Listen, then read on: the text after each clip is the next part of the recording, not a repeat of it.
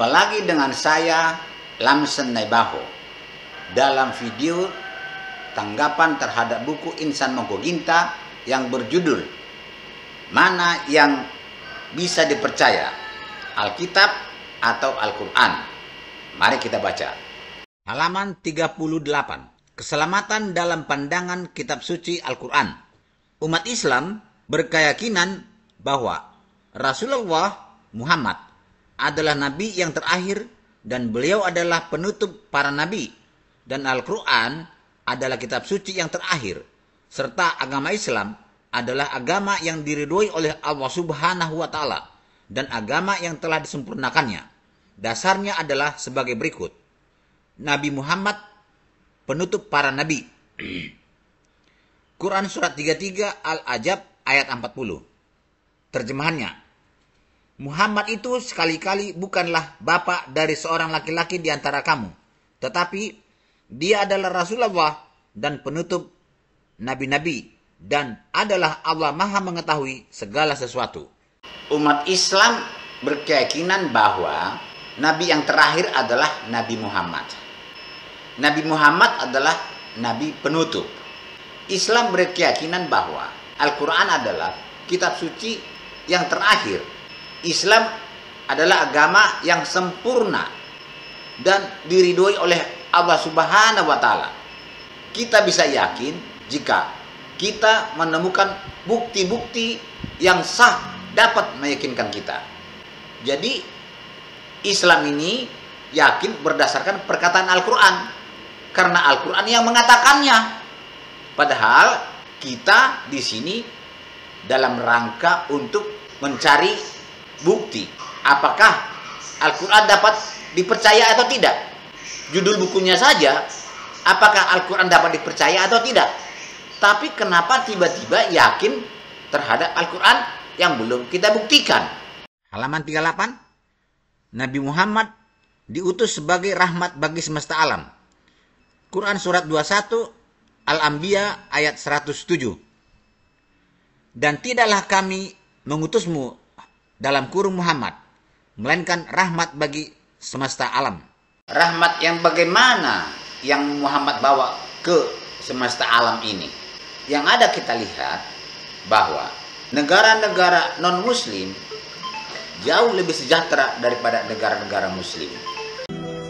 Inilah potret dunia Islam secara umum. Di saat negara-negara barat yang berpenduduk non-Islam hidup dalam kedamaian dan ketenangan, di negeri yang berpenduduk muslim, terutama di negara-negara Arab, justru kerap kali diwarnai dengan pertikaian dan peperangan.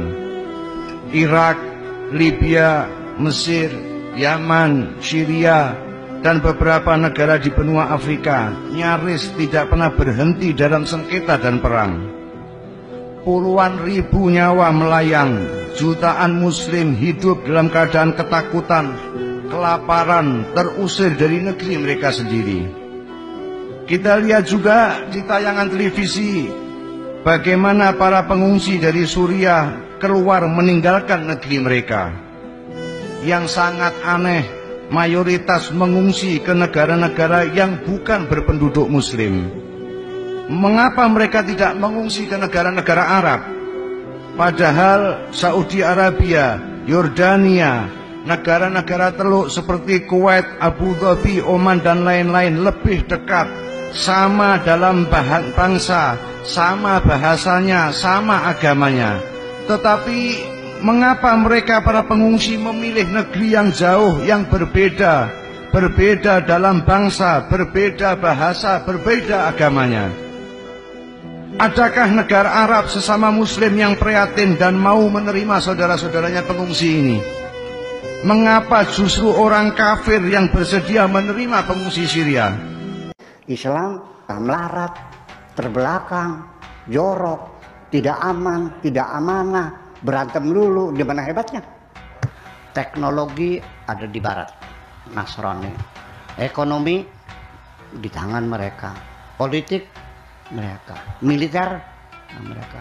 Umat Islam negara terbelakang, miskin, saling bertengkar, kromot, goblok, bodoh. Orang Islam kita ini bego. Nah, karena orang Islam ini memang yang bego-bego, yang bodoh-bodoh, mudah diadu domba, mudah dibentur-benturkan, mudah dipecah belah. Yang terjadi adalah peperangan, pertempuran, konflik horizontal antar umat Islam. Negara-negara Islam tiap kali perang saudara, sampai sekarang saling bunuh-membunuh. Orang Islam kuat sembang. Mereka suka berimajinasi dengan agama. Agama jadi bahan khayal. Bagi orang Islam, agama adalah candu.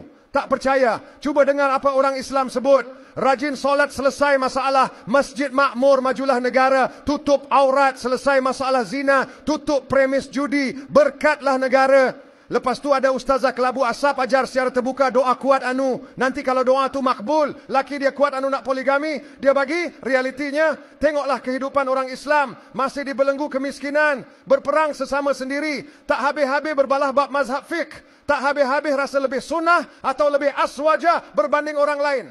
Anak orang Islam makin tak minat sains dan matematik, malah tak minat pergi sekolah pun berlambak. Nak tengok mai kampung saya, tengok atas jalan raya, siapa kaki rempit, tengok atas tembok, siapa kaki lepak. Ada orang Islam kisah, tapi kita masih berkhayal dengan candu agama. Orang lain yang kita hukum bakal masuk neraka selepas mati, sudah jauh meninggalkan kita. Tengok bisnes depa, apabila depa berjaya bina kartel, kita marah. Kita buat apa? Tak apa, nanti kita mati masuk syurga. Kepala otak hang, ambil agama buat candu pun ada hati nak masuk syurga free. Islam mandek jegrek, goblok, lolak. Sering saya katakan bahwa kita ini sekarang umat Islam secara umum mengalami ketertinggalan di seluruh aspek kehidupan. Saya sering mengutip apa yang dikatakan oleh Sir Muhammad Iqbal, Allamah Iqbal dari Pakistan, yang mengatakan bahwa umat Islam ini sudah mengalami kejumudan, tidak berpikir selama 500 tahun terakhir ini. Tidak ada kreativitas, tidak ada inovasi yang signifikan, sehingga kita tetap berada dalam kejumudan ini. Untuk para muslim, dunia menertawakan kita. Bagaimana kita bisa sampai begini? Apa masalah dengan para pemimpin kita? Kitab-kitab kita, imam-imam kita, dan agama kita? Mengapa kita terus mengulang sejarah ini? Budaya yang telah membuat kita gagal dan terus membuat kita gagal. Dunia telah meninggalkan kita di belakang. Para kafir yang diperintahkan oleh para imam dan kitab kita untuk kita benci telah melakukan perjalanan ke masa depan. Sementara kita masih terjebak di masa lalu, membaca cerita tentang Muhammad dan kuda terbangnya. Kalian menonton ini di ponsel kalian, atau komputer atau tablet kalian. Diciptakan oleh para kafir. Kafir yang sama yang sangat kita benci. Telah menciptakan sebagian besar obat-obatan yang kita gunakan saat ini. Obat yang agama kebanggaan kita gagal mewujudkannya. Para kafir telah bergerak maju dan melakukan perjalanan ke luar angkasa. Sementara itu kita masih berkutat di bumi di masa lalu. Pergi ke masjid setiap hari Jumat. Melafalkan surat-surat yang sama dan kisah-kisah yang sama dari Nabi Muhammad. Mengapa tidak? Semua buku dan ajaran ini membawa kita pada ilmu pengetahuan dan teknologi serta obat-obatan. Kita terjebak memperdebatkan mazhab mana yang benar, penafsiran mana yang benar. Siapa saja orang kafir dan siapakah muslim yang sesungguhnya?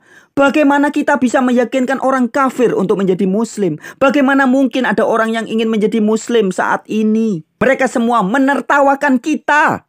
Dan kita masih akan tetap sama bodohnya seperti kita sebelumnya. Berhenti menyalahkan mereka dan lihatlah dirimu di cermin. Quran surat 34 Saba ayat 28.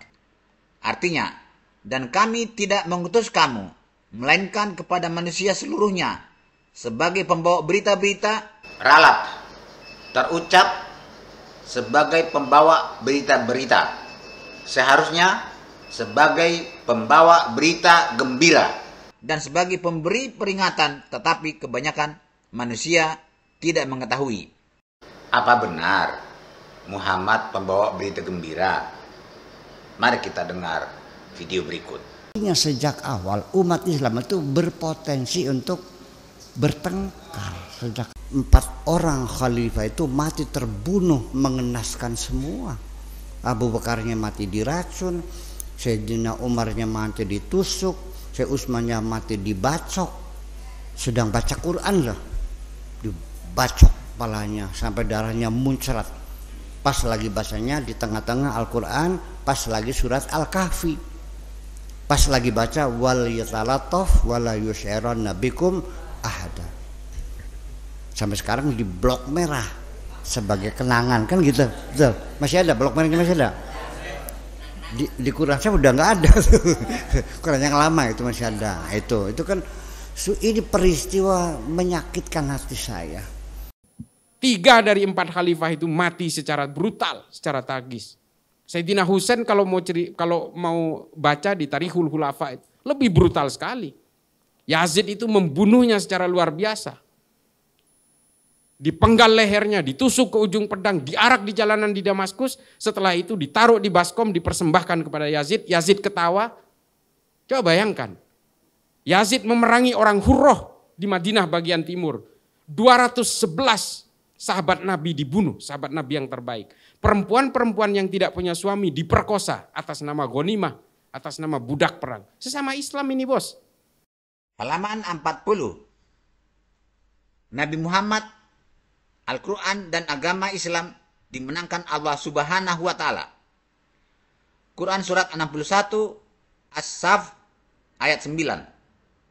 Artinya, dialah yang mengutus Rasulnya dengan membawa petunjuk dan agama yang benar agar dia memenangkannya di atas segala agama-agama meskipun orang-orang musyrik benci. Seperti apa petunjuk yang Muhammad bawa? Mari kita dengar video berikut. Nabi Muhammad SAW itu selama 10 tahun di Madinah, itu hajinya hanya sekali, haji terakhir. Umrohnya hanya 2 kali atau 3 kali. Perangnya berapa kali? Saya tanyakan, Pak, perangnya 77 kali. 77 kali. Itu Nabi Muhammad yang kita sanjung-sanjung itu loh. Halaman 41. Tidak ada keselamatan selain beragama Islam. Quran surat 3 Ali Imran ayat 83. Artinya, apakah mereka hendak mencari agama yang lain daripada agama Allah? Padahal segala yang di langit dan di bumi telah menyerahkan diri dalam kurung Islam kepadanya, baik dengan suka maupun terpaksa, dan hanya kepadanya mereka dikembalikan.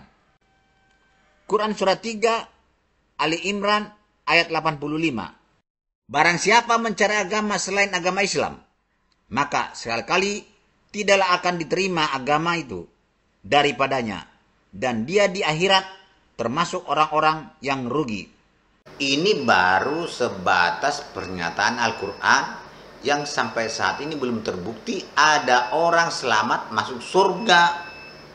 Adapun orang banyak masuk Islam bukan karena yakin selamat masuk surga, tapi karena keadaan terpaksa. Orang Mekah masuk Islam itu setelah dikepung. Idza jaa nasrullahi, ketika datang pertolongan Allah, wal fathu, dan kota Mekah ditaklukkan. Walau aitan nasa yadkhuluna fi dinillahi afwaja. Lalu baru orang-orang pada masuk Islam setelah tidak bisa melarikan diri, tetiasa nyumput. Pada nyumput di mana? Nah, jadi kesimpulannya apa?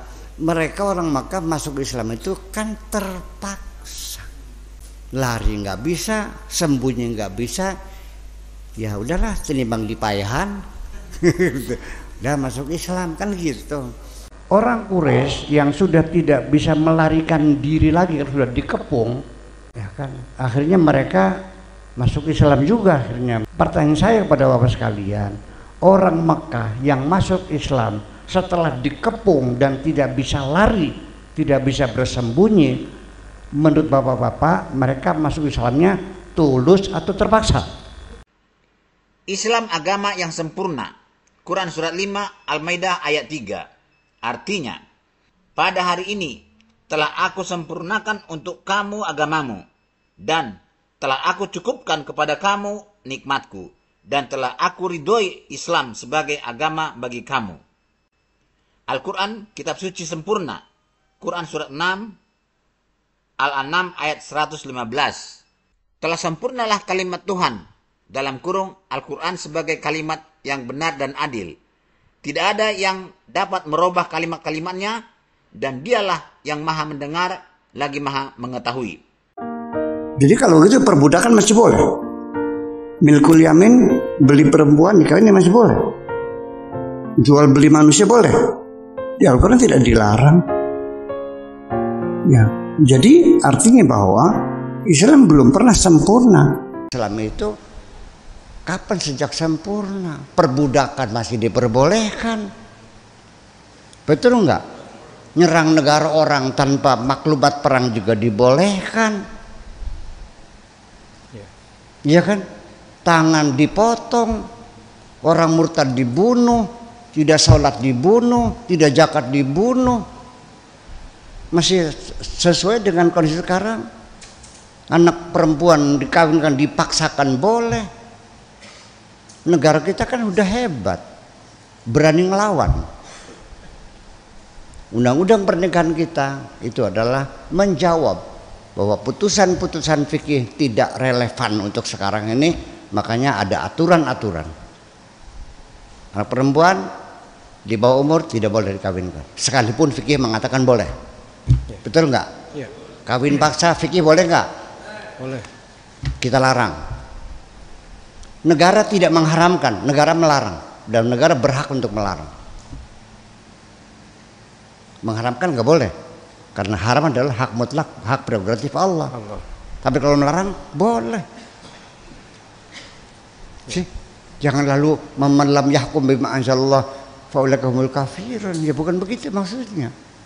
Nah, sampai sekarang ini oleh karena hasil pemikiran fikih itu bukan hasil institusi, hasil pemikiran orang per orang secara liberal, maka amandemennya bagaimana? Memang ada lembaganya. Itu kan karya pribadi Imam Syafi'i. Sekarang dalam kitab fikih dikatakan bahwa hamil itu paling lambat atau maksimal 4 tahun sampai ada mengatakan 6 tahun. Masuk akal nggak ada orang hamil 4 tahun? Sok tanya sama dokter. Terus masih kita benarkan seperti itu. Tidak ada yang dapat merubah kalimat-kalimatnya dengan merujuk kepada sumber-sumber kita sendiri. Kalau Anda baca kitab Ibnu Abi Daud Al-Sijistani yang berjudul Kitabul Masahif, Al-Sijistani ini bercerita tentang inisiatif dari khalifah kelima dari Bani Umayyah, namanya Abdul Malik bin Marwan.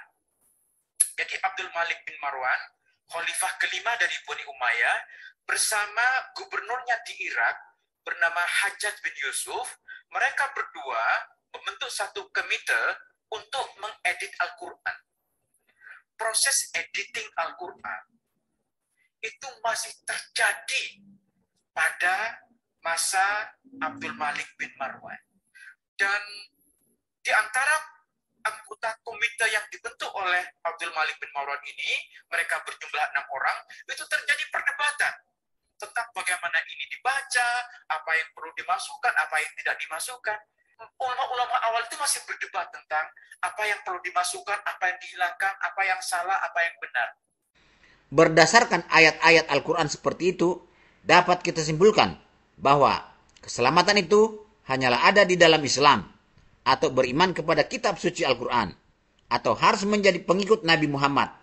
Tetapi berdasarkan ayat-ayat Alkitab atau Bible, menurut mereka ternyata keselamatan itu hanya ada di dalam nama Yesus. Pertanyaan, mungkinkah pernyataan kedua agama ini sama-sama benar? Kalau dua-duanya benar, pasti mustahil. Dua-duanya salah juga tidak mungkin. Yang benar pasti salah satunya saja yang benar. Tapi yang mana? Sangat jelas kita dengar penjelasan dan perkataan para ulama, para ustadz dalam video tadi. Apa yang dikatakan oleh Al-Quran sangat bertentangan dengan apa kenyataannya. Apakah kita masih percaya kepada hal-hal yang tidak pernah terbukti? Terima kasih. Sampai jumpa lagi pada video tanggapan kelima yang membahas halaman 46 yang berjudul Kitab Suci harus bersumber dari Allah Subhanahu wa Ta'ala.